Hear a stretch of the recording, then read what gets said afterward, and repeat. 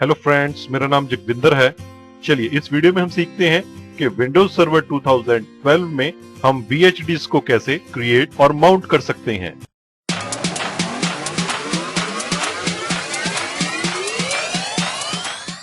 VHDs जो कि short form है वर्चुअल हार्ड डिस्क का, इसे यूजुअली हाइपर-वी के साथ यूज किया जाता है। हाइपर-वी माइक्रोसॉफ्ट विंडोज के सर्वर ऑपरेटिंग सिस्टम्स में वर्चुअलाइजेशन सॉफ्टवेयर या टूल का नाम है, जिसकी हेल्प से आप वर्चुअल मशीन्स क्रिएट कर सकते हैं। तो VHDs का यूज वर्चुअल मशीन्स में होता है, लेकिन विंडोज सर्वर 2012 में आप VHDs को क्रिएट करके उसे माउंट भी कर सकते हैं। इसे क्रिएट और माउंट करने के बाद ये VHDs बिल्कुल फिजिकल डिस्क या वॉल्यूम्स की तरह वर्क करती हैं और आप इनमें ऐसे ही डेटा स्टोर कर सकते हैं जैसे किसी और वॉल्यूम में करते हैं।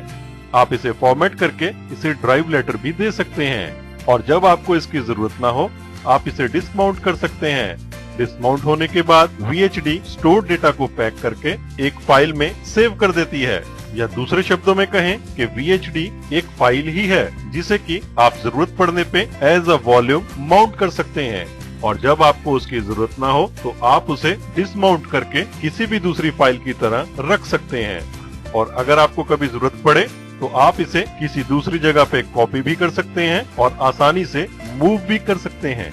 तो VHDs की इस ब्रीफ इंट्रोडक्शन के बाद चलिए अपने विंडोज सर्वर 2012 के ऊपर जाकर VHDs को क्रिएट और माउंट करने का तरीका सीखते हैं।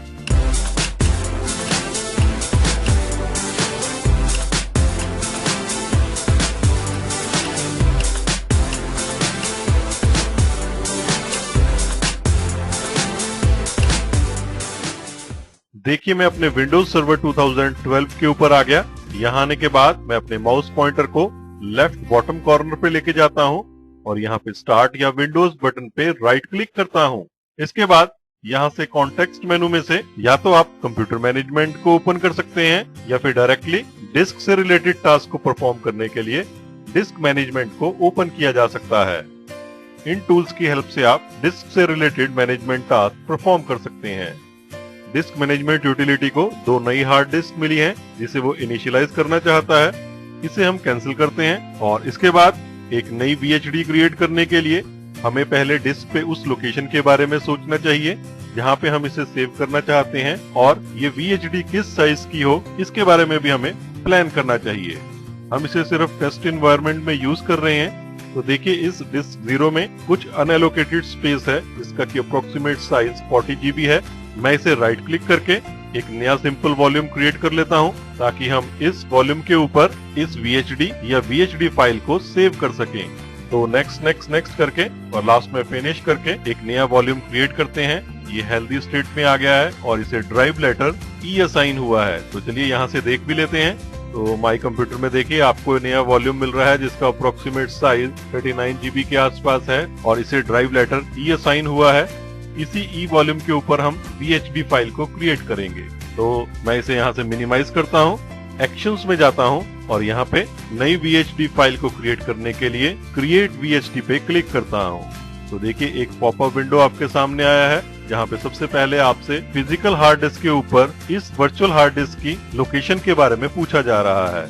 तो मैं ब्राउज करवाता हूँ और यहाँ दिस PC में देखिए हमने अभी एक नया वॉल्यूम क्रिएट किया है और डिसाइड किया है कि इस फाइल को या VHD वर्चुअल हार्ड डिस्क को इस E वॉल्यूम पे रखेंगे। मैं इसे डबल क्लिक करता हूँ, फाइल का नाम दे देता हूँ, मान लीजिए माय VHD।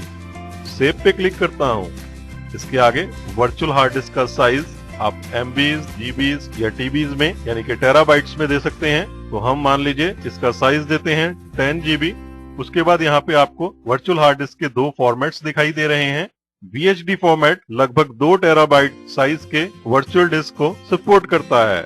अगर आपको उससे ज्यादा का साइज चाहिए हो तो आप VHD X डिस्क फॉर्मेट को सिलेक्ट कर सकते हैं, लेकिन ये फॉर्मेट विंडोज सर्वर 2012 R2 के पहले के ऑपरेटिंग सिस्टम सपोर्ट नहीं करते हैं, यानी कि इस फाइल फॉर्मेट को वहाँ पे पढ़ा नहीं जा सकता। इसके अलावा एक और इम्पोर्टेंट ऑप्शन यहाँ पे आपको दिखाई दे रही है, virtual hard disk type, fix और डायनेमिकली एक्सपेंडिंग। फिक्स साइज की हार्ड डिस्क अगर आप बनाते हैं तो ऐसा करने से इमीडिएटली जिस साइज की आप हार्ड डिस्क क्रिएट कर रहे हैं उतना डिस्क स्पेस इस फाइल को एलोकेट हो जाता है। और अगर आप इस ऑप्शन को सिलेक्ट करते हैं यानी कि डायनेमिकली एक्सपेंडिंग, तो जैसे जैसे आप इस हार्ड डिस्क के ऊपर डेटा रखेंगे वैसे वैसे फिजिकल डिस्क से इस वर्चुअल डिस्क को स्पेस एलोकेट होता जाएगा। तो अगर आप इमीडिएटली ये 10 GB इसे एलोकेट करना चाहते हैं तो यहाँ से फिक्स साइज सिलेक्ट कर लीजिए। लेकिन अगर आप ये चाहते हैं कि इस फाइल का साइज तभी ग्रो करे जब आप इस पे कुछ डेटा लिखें, तो आप डायनेमिकली एक्सपेंडिंग को सिलेक्ट कर सकते हैं। मैं यहाँ से डायनेमिकली एक्सपेंडिंग को सिलेक्ट करता हूँ। ओके पे क्लिक करने के बाद देखिए यहाँ पे हमें एक और डिस्क दिखाई दे रही है, डिस्क 3 अननोन 10 GB और नॉट इनिशियलाइज्ड। हमारी फिजिकल डिस्क और इस डिस्क के कलर में भी थोड़ा सा देखिए अंतर है। यहाँ पे डिस्क 3 का कलर ब्लूइश है, जबकि ये डिस्क 2, डिस्क 1, डिस्क 0 ग्रेइश है। तो ये भी एक इंडिकेशन है जिससे कि आप देख सकते हैं या पता लगा सकते हैं कि ये वर्चुअल हार्ड डिस्क है। अब इसे यूजेबल बनाने के लिए इसे राइट क्लिक करते हैं और यहाँ से इसे इनिशियलाइज करते हैं। तो देखिए आपके पास उन तीनों डिस्क की ऑप्शन आ गई है जो कि अभी इनिशियलाइज नहीं है। तो डिस्क 1 और डिस्क 2 को मैं अभी इनिशियलाइज नहीं कर रहा हूँ, जबकि इस डिस्क 3 को, जो कि हमारी वर्चुअल हार्ड डिस्क है, इसे MBR पार्टीशन स्टाइल से मैं इनिशियलाइज कर रहा हूँ। यहाँ से ओके बटन पे क्लिक करता हूँ। डिस्क हमारी इनिशियलाइज हो गई है। इस पे वॉल्यूम क्रिएट करने के लिए और इसे ड्राइव लेटर असाइन करने के लिए इसे राइट क्लिक करता हूँ और यहाँ से न्यू सिंपल वॉल्यूम को सिलेक्ट करता हूँ। विजार्ड स्टार्ट होता है। नेक्स्ट पे क्लिक करता हूँ। अगेन नेक्स्ट पे क्लिक करता हूँ। F ड्राइव लेटर इसे असाइन हो रहा है, इसे ही रहने देते हैं। नेक्स्ट NTFS से फॉर्मेट करते हैं और फिनिश पे क्लिक करते हैं। इसके बाद देखिए फॉर्मेटिंग प्रोग्रेस में है, इसकी स्टेट हेल्दी हो गई है और हमारे दिस पीसी में एक नया वॉल्यूम F ड्राइव लेटर से अवेलेबल हो गया है।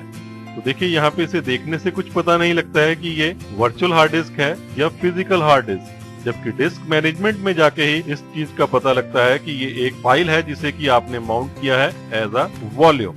अब इसकी लोकेशन को देख लेते हैं। तो उसके लिए मैं यहाँ से ई ड्राइव को डबल क्लिक करता हूँ तो देखिए यहाँ पे माई VHD दिखाई दे रही है। अब अगर आप इसे यूज करने के बाद इसे डिसमाउंट करना चाहते हैं तो आप इसे राइट क्लिक कीजिए और यहाँ से डिटैच VHD पे क्लिक कीजिए। एक मैसेज आया है कि ऐसा करने से ये वर्चुअल हार्ड डिस्क अनअवेलेबल हो जाएगी, लेकिन अगर आप इसे दोबारा से अटैच करवाना चाहते हैं तो आप इसे यहाँ से इस लोकेशन से ढूंढ के या आपने इसे जहाँ पे भी कॉपी या मूव किया होगा वहाँ से अटैच कर सकते हैं। ओके पे क्लिक करते हैं तो देखिए ये अनअवेलेबल हो गई है। चलिए एक और एक्टिविटी परफॉर्म करते हैं। मान लीजिए इस ई वॉल्यूम पे रखी हुई इस माई VHD को हम कहीं और मूव करवा लेते हैं। इसके लिए मैं इसे यहाँ से राइट क्लिक करके कॉपी करता हूँ, दिस पीसी पे दूसरे वॉल्यूम यानी कि C ड्राइव पे इसे पेस्ट करता हूँ। तो देखिए ये VHD यहाँ पे कॉपी हो गई है। ये बड़ी जल्दी से कॉपी हो रही है। इसका कारण ये है क्योंकि हमने इसे डायनेमिकली एक्सपेंडिंग बनाया था, इसलिए ये अभी खाली है और इसे इमीडिएटली कोई डिस्क स्पेस एलोकेट नहीं हुआ है। जैसे जैसे डेटा इसमें रखा जाएगा और इसका साइज बढ़ता जाएगा तो उतना ही समय इसे कॉपी या मूव करने में लगेगा। तो देखिए मैंने इसे कॉपी कर लिया है। अब जरा इसे अटैच करने की कोशिश करते हैं। तो मैं एक्शंस में जाता हूँ और यहाँ से इस बार अटैच VHD को सिलेक्ट करता हूँ। यहाँ से ब्राउज पे क्लिक करता हूँ तो देखिए यहाँ पे मेरी ई लोकेशन पे जो माई VHD रखी हुई है वो आपको दिखाई दे रही है। मैं यहाँ से दिस पीसी को क्लिक करके C पे डबल क्लिक करता हूँ और इस बार यहाँ से जो VHD आपने मूव करवाई है उसे सिलेक्ट करके ओपन कर लेता हूँ। ओके पे क्लिक करता हूँ तो देखिए इस तरीके से अगर आपने VHD कहीं मूव करवा दी है या कॉपी कर ली है तो उसे भी आप अपने सिस्टम के साथ अटैच कर सकते हैं। तो देखिए अब ये दोबारा से यहाँ पे अवेलेबल हो गई है, न्यू वॉल्यूम और F ड्राइव, साइज वही अप्रोक्सीमेटली 10 GB। अब आप इसे सर्वर मैनेजर के फाइल एंड स्टोरेज सर्विसेज में जाके भी अगर वॉल्यूम्स को क्लिक करेंगे तो देखिए आपको यहाँ पे F ड्राइव न्यू वॉल्यूम जिसका साइज 10 GB है यहाँ पे आपको दिखाई दे रही है। Question time. चलिए आप मुझे एक क्वेश्चन का आंसर दीजिए। आप मुझे बताइए कि क्या हम वर्चुअल हार्ड डिस्क या VHD को एक जगह से दूसरी जगह कॉपी या मूव करवा सकते हैं। आपकी ऑप्शंस हैं A यस करवा सकते हैं या फिर B नो नहीं करवा सकते। आप इस क्वेश्चन का आंसर नीचे कमेंट्स में जरूर टाइप करें।